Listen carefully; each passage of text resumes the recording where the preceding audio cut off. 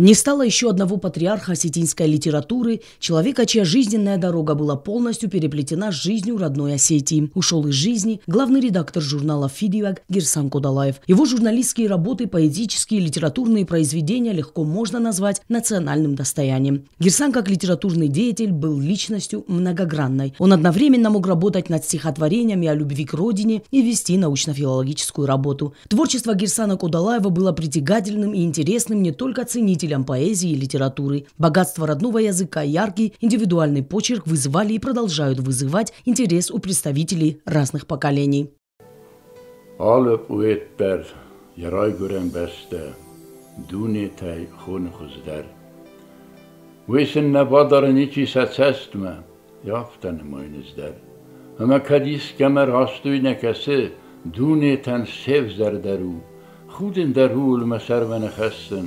خوشقم بخال ما خود آلب اوت در رای گرم بسته دونه تیوارز فلدر وچه قدیر خسل نخستن آرتخش سگاو از در.